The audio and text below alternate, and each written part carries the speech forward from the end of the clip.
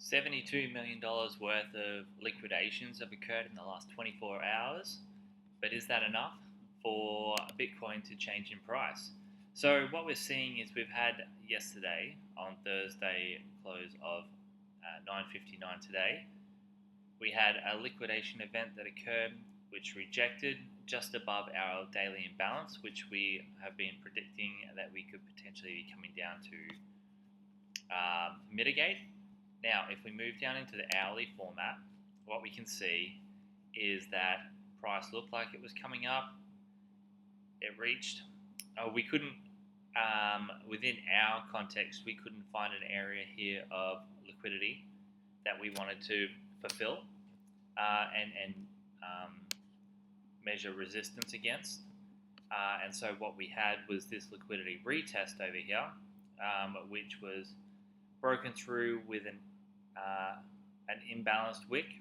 So there's for a liquidity wick to be mitigated, we need to see either two candles break it or a wick, because a wick within a shorter time frame is one candle up, close, one candle down, and close. And so that's what a wick will fulfill.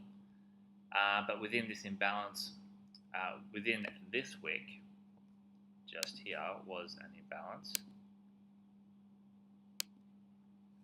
So that was an imbalanced area on a short time frame through here. But within this imbalance, we did have this liquidity wick retest. So now we're up here. So this is our current hourly imbalance. But what we're looking at is we came up, we tested, we took a short, and then once again down here, I had two positions which I averaged into, which was one was here at this wick, at this liquidity area, and then one at this liquidity retest. Averaged it down, and at the 63,700, so just above this wick, is where I placed my stop. My take profit, and we managed to hit that. So if we go down to a 15-minute time frame,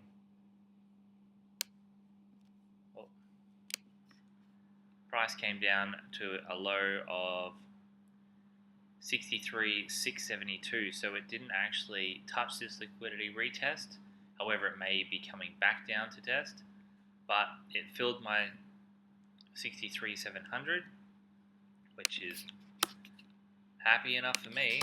So that allowed me to take a nice little profit on the averaged in, and I took a profit on the way down. Now, if we move back up to the hourly, where do our current liquidation wicks lie? So that's taken out. That one is now fulfilled, but once that comes up, liquidates these imbalances, then it creates new imbalances. So the market, although it tries to fulfill imbalances, it always leaves them as well. So we've got one liquidity wick here. Also, I think I might change LW to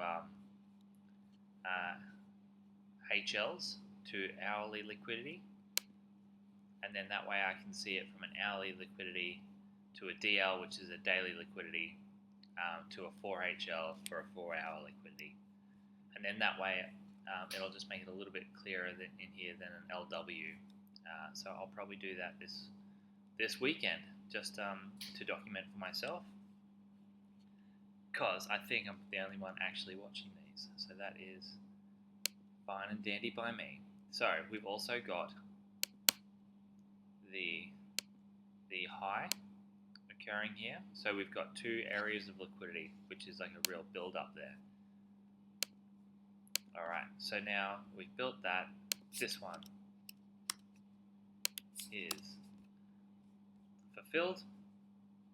Down here, the liquidity retest has been,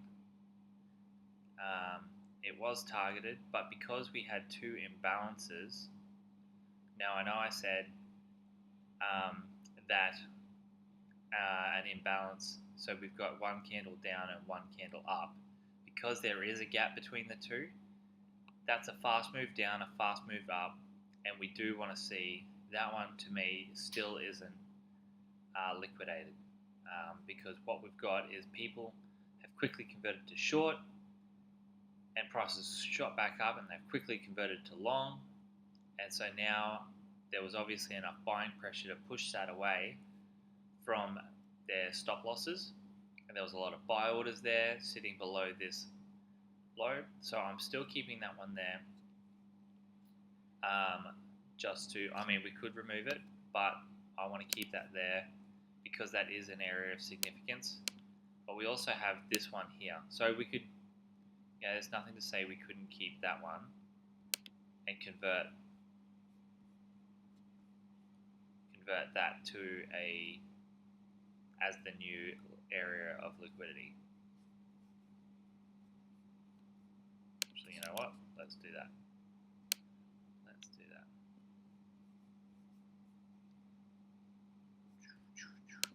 Because there's no point putting a buy order and a buy order. You've got to choose one. Let's have a quick look at this. So as we've rejected from the low to the high, we came back. Did I measure that right? So we measured it, and we just came just above that 618 level, which is interestingly on this low. So that's pretty cool. So we may still be coming down to liquidate that area, but that's just food for thought. As we fell from here, where did we retest from? From this high. Yeah, so we broke through the 618. We didn't touch the 786, but we did have this imbalance that we were looking through. There is an imbalance there, but we didn't touch that one. So I would just leave it open. Let's keep this less congested. So where to now? All right, so let's have a look. So we've still got these this liquidity area here just above this imbalance. We've got a fresh liquidity wick, a fresh HL just there, an hourly liquidity wick, and we've got two just here. So here's the question, and we have to just form an if this then that and see where things go. Are we going to come up, reject, and go down, or are we going to move to higher prices, or are we going to let it come down to this area and move higher, or are we going to let it go down to here? So they're the two directions that we're kind of potentially going. So obviously if price bounces around here in the middle, we do nothing. There's nothing to do. Things get too tight, then if things get too tight, then your targets, you can get liquidated both ways, and things can get really messy. But so on the daily, we are anticipating that we are moving to the downside because we do have these three imbalances down here, all the way back from mid-July. So we've got on weekly, we reached a peak here, we rejected off the top, and this current week is bearish.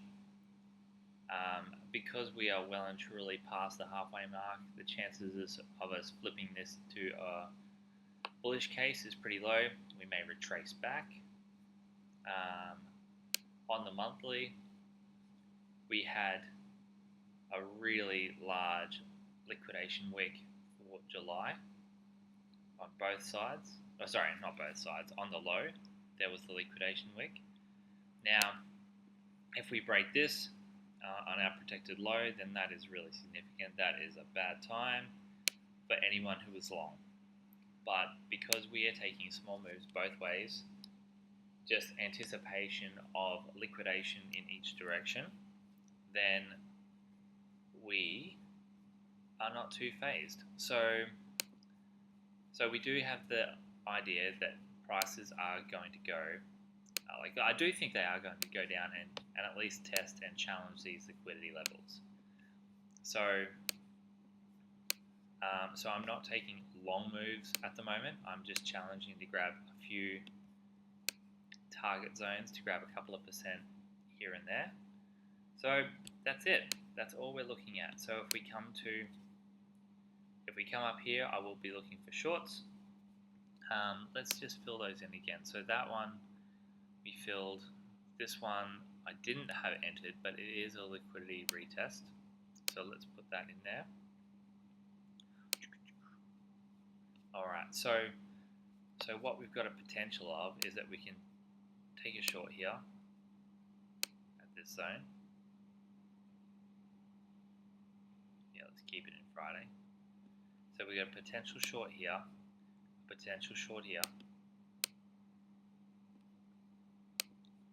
And if price moves much higher, then we'll take a short up in this region. If we are looking at lows, then I wouldn't take a target here. I would wait for a deeper mitigation, and then I would look for longs here. So they're the two areas that I'm looking at for longs.